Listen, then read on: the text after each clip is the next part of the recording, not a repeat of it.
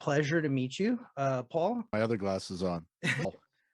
Well, I guess some of it comes down to the choices I made uh, with regards to what kind of entertainment I consumed. Right? I mean, you uh, and then you don't know whether what you're doing is being creative or not. I mean, that's not something that is immediately apparent to you. I love listening to the Goon shows on Chum FM, which was brand new in Toronto and had no advertisers, and AM made all the money, and Chum started this weird experiment with an FM station, and they would play the Goon shows, and then obviously you get into the comedy albums of Bill Cosby and uh, did I always forget Nichols and May, who were absolute geniuses, and the Beyond the Fringe. So I just immersed myself in that. And plus, I love the variety shows on TV, Laugh-In, The Ed Sullivan Show, watching Wayne and Schuster on The Ed Sullivan Show. So I was attracted to that. And when did I start performing? I know that I did some performing in grade 5. Our grade 5 teacher, Mr. Dodge, created a fake cardboard TV fascia. And then I don't know how often we did it, but there was a group of us. I was the only guy, and then 3 or 4 other girls. We would put little news playlets and do them on, like, behind the TV fascia that was cut out for the class. And I mean, the fact that I was the only guy doing something that was considered to be kind of wussy, like, oh yeah, what are you acting? Like, so that was grade school. I got beat up a lot in grade school. So, but I recall performing, although I was a class clown. So there you go. Okay, so just talking this through, I had been a class clown for a good chunk of time, and I think even in grade school I was a class clown. So Ryerson had a show called uh, Riot, Ryerson Institute of Technology, which was a very big deal in Toronto for many years, along with another sketch show called Spring Thaw. And it would put together some of the best comedy performers, and people would literally dress up in tuxedos to go to these sketch shows. It was a big deal. And then when so I always wanted to get into Ryerson. I got into Ryerson, and uh, and I always wanted to work on Riot, but I was never accepted. It was really a very cliquey thing.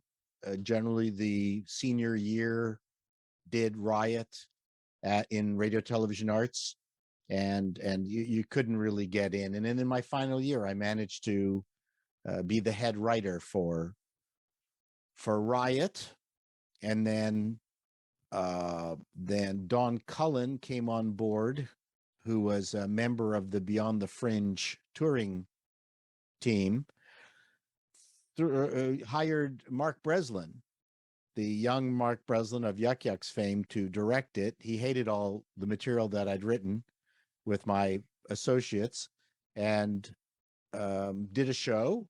I watched it. I hated it, of course. And then I decided what I'm going to do with all these sketches. So I put a show together called Riot Rejects, which was, so I got two girls from Ryerson, Susan and Judy, super talented actors.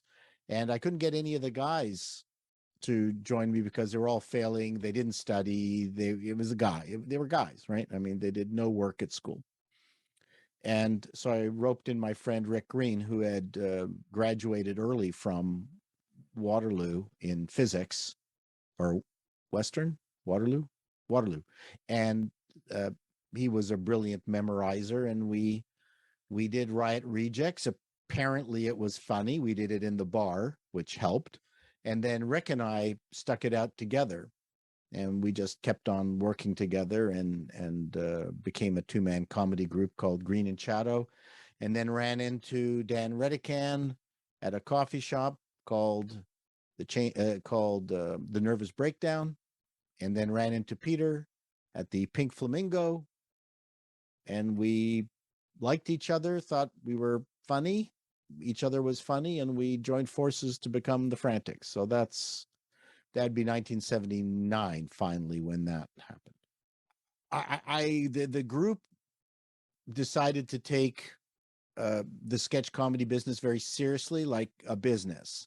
We took the approach that we were in the entertainment business, not so much in the comedy business, although we obviously wanted people to laugh. So we were much more we patterned ourselves more after Beyond the Fringe, where there would be a long sketch, a blackout, a musical number, not a dance number, but rather than just sketch, which was also kind of Second City-ish too. Second City had that variety where you had long sketches, short sketches, crazy sketches, family sketches, musical numbers. They always ended their act one with a musical number. That became very mechanical from a Second City perspective. Those were the rules. Right. So that was our background, and that was our influence. And so the main trick for us was to find a place that would pay for people, plus maybe a tech person. And the only place that would do that was Holiday Inns. So we auditioned for the Holiday Inns. They liked us. And then we performed there for a year and became the highest grossing act in all the Holiday Inns in Ontario. Now, their idea of grossing is to sell the most beer. While when we were performing at their Holiday Inn bars than any other musical act. So they loved us. And then we had to leave. I mean, we got the radio show and they were super, super disappointed that we packed up to go. But so while you're performing, and it's very similar to the notion that if you want a job, find that job while you're working, not after you've quit. People will hire you. It's easier to get hired if they know that you're employed than if you're not employed. So we would invite all sorts of producers and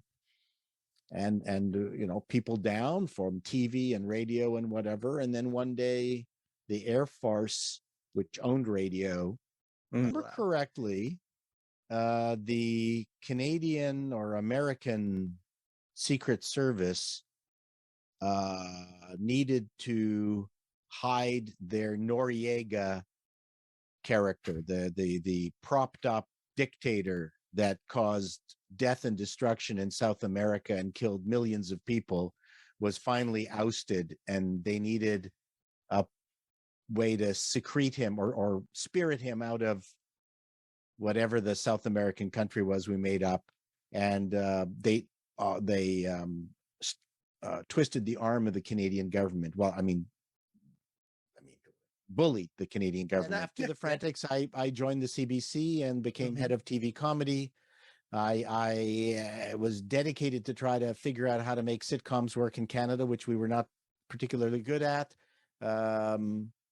Only one of my sitcoms actually made it to year 2. The other ones, the political one in opposition, died. That was directed by Burt Metcalf. I went to LA and I decided to try to bring up Canadian expats. And Burt Metcalf, who directed 20, maybe 31 MASHs, was Canadian from Saskatchewan. And he came up and directed a bunch of the in oppositions, but the show wasn't very good. I had huge run-ins with the writer, who I think I killed. He had colitis, and I think I forced it on him. It didn't turn out the way I envisioned it would be. That's a different discussion on just what is humor. So the bottom line was, at the time, we overall didn't really have the writing talent in the early 90s to sustain sitcoms. We brought people along, got them working better, taught them. And you have to have, I mean, your first efforts are almost always failures. So I was proud of what we did. Yeah, right, right. And then after that, I had spent a lot of time in LA going back and forth doing this stuff, got to know what LA was like, spent time on the Cheers set, the Family Ties set, Mary Tyler Moore, Taxi. I mean, I really learned lighting, how they lit differently in the United States from Canada. There was always this thing of, why do Canadian sitcoms look like shit? And then because I'm a tech nerd, I specifically went down to see why it was that that American sitcoms looked differently, and I figured it out. I found out why. What was it? It's a secret. I'm not telling you. No, so it's the cameras at the time needed a lot of juice. And in Canada, there was two functions in Canada. Number one is our lighting background was documentary and theater. Yes. And not TV lighting. And so you had a lot of Fresnels and Lecos, 1,000-watt, 5,000-watt, maybe lights, things like that. In the United States, when I went down to the sitcoms, they had 10,000-watt lights, big ones. And the way they adjusted the lighting in them was not with a control panel. They would put spun in front of it, which is a fiberglass product. So if they wanted it dim, they would stack up 5 pieces of spun in front of it. They wouldn't change the color temperature by adjusting the amount of voltage going through it. So if you can imagine a set with a shit ton of 10,000K, 10K lights all on, full up, there's a heat issue. And then there's also the issue with the generators. So if you go to a Hollywood studio, you can see every single studio has got a massive grid behind each one. Whereas in CBC, you basically had a house outlet, and maybe you had extension cords going to someone else's house, stealing electricity without anybody knowing it. And now the new studio in that CBC finally moved into Toronto and then had to abandon because things changed. Toronto finally got a world-class studio, and then all things got cut. So that was a real revelation. So CBC, no one really in Canada had the power grid to be able to light a sitcom up here. Now things have changed. You don't need the level of lighting that you did back in the day. But I thought that was fascinating. That was ultimately the reason why the sitcoms look differently up here. It makes sense, because I just remember even growing up, like there would be jokes, right? You'd be like, it's a Canadian production. Right. But you make a good point where we never had sitcoms like the American way. Like what I remember was like The King of Kensington. Right. That's what I remember. That was but that's one, right? Out of and when you do your what I love is the TV guide. Yeah, when you go through them, what I find fascinating, the previews, I love those, because what I love is that kind of little slice of history. Not only do you point to, hey, look, Taxi's coming, but there's also the ones that's like, what's that one? Never heard of, because it never got put into syndication. Obviously, a lot went into it. It got to air, because what people don't see are the mountains of projects that don't even get to that point. And it's but this one even still gets lost in history. It gets. Yeah. And the amount of effort that they put into making the failures, it just shows you as I always say, no one knows anything. I didn't make that up. That's from William Goldman, William Goldman's book. And so even if you've got something that you figure is not very good, they put it on because you just don't know. The Love Boat. Why did that hit? No, I don't know. It just touched a chord, right? Because, well, that's my point. You just Fantasy Island. Throw it out there. You throw it out there. You do it. And I think Fantasy Island, I think they thought that was going to bomb. I think I just remember hearing somebody just recently talk about that, where they were like, oh, this isn't going to, Oh, I'm not surprised. Weird. It was schlock. It's just, and then it became what it was. And Yep. like, wow, you know. Gilligan's Island. How did that stick? One of the most, one of the biggest rating success. Oh, I think the biggest first year rating success ever was a show that the critics absolutely hated. Do you know what it is? I'm gonna listen to a story about a man named Jed, poor mountaineer. Oh yeah, Beverly Hillbillies. Yeah, I grew up Beverly on that Hillbillies all the time. Yeah, Yeah, so that's and that was on for a while. Yeah. Yeah, almost 8 years, I believe. Mm-hmm. 6 to 8 years. Yeah, I grew up on that one. That was actually my dad still watches it. Yeah, and at the time I thought it was pretty stupid, but then I've got the videos of all of them and I've watched them again, and there's some very sophisticated shows. They really make fun of the differences between the wealthy class and the not so wealthy class. They have some very good points that as a kid you never really realized that they were making.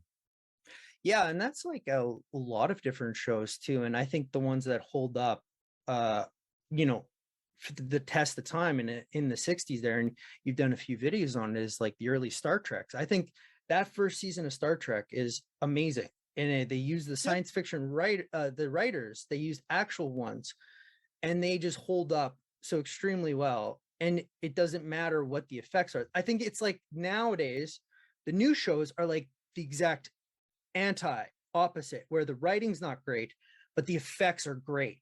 Like they look great, but they're just the substance isn't there. Like I can pop on any one of those older, the first season of the original series, and they just are evergreen. They work, and they're, and it, you know, it's just, and it has that kind of it's like the Twilight Zone too is that way too. Yeah.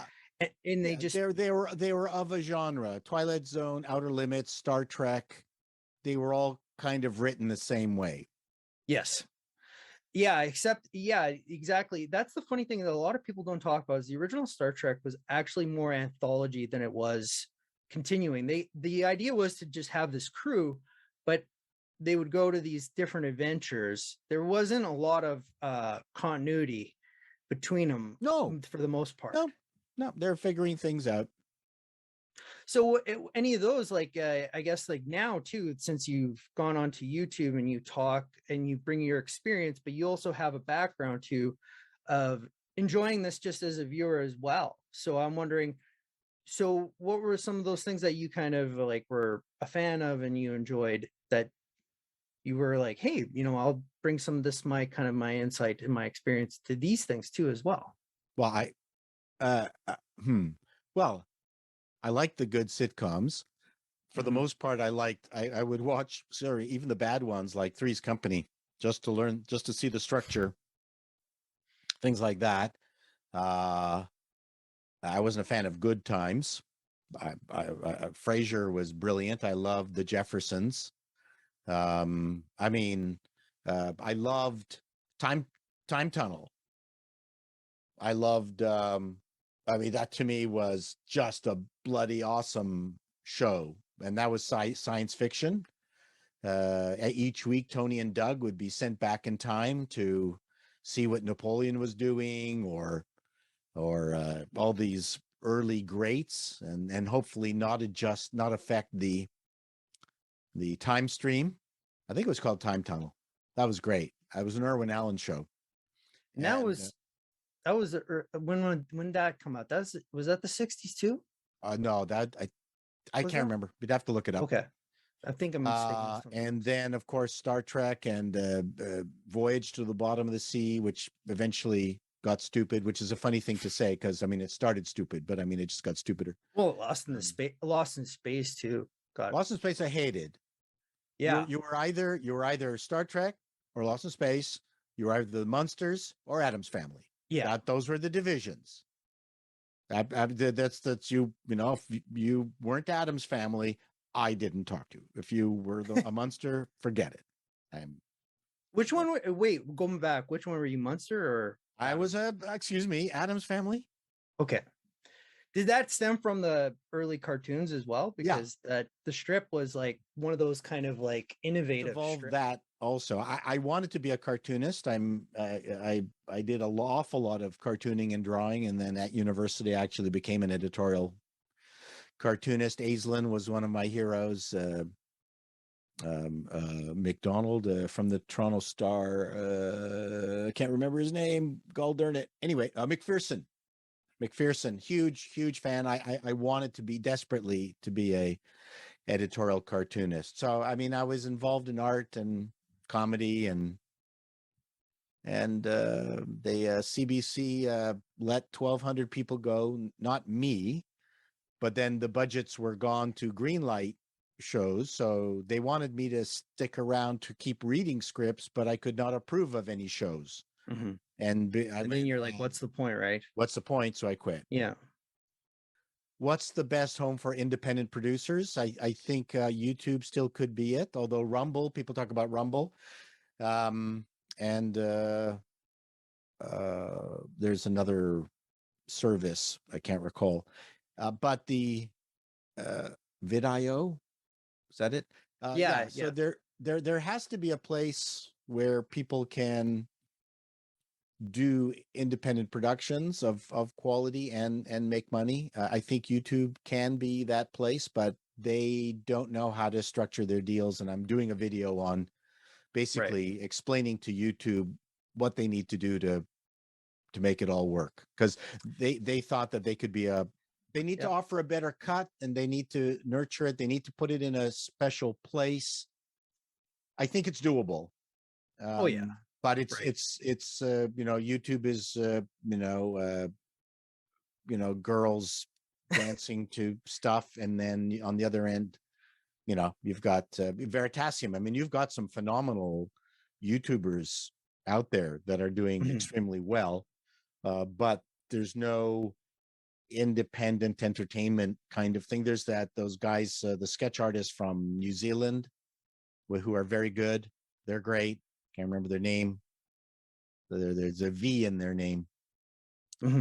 And but I would love to find a way that independent long form things can be done. And again, YouTube is a harsh mistress. They reward you if you put up. I'm retiring from my web business. I've got so many scripts that I've written. I'm trying to find a way to do it, but not as a webisode. I want to get sitcoms to stick to the 24-minute limit, and hour longs to be in the 45. Webisodes never worked. Only one webisode ever succeeded, and that was The Guild. And they've got a less expensive version of it that they're pitching all over Canada and the UK. There's nothing stopping you from creating a 10-foot by 12-foot wall and shoot, make sure that you're only working within that space and do all this Unreal Engine stuff.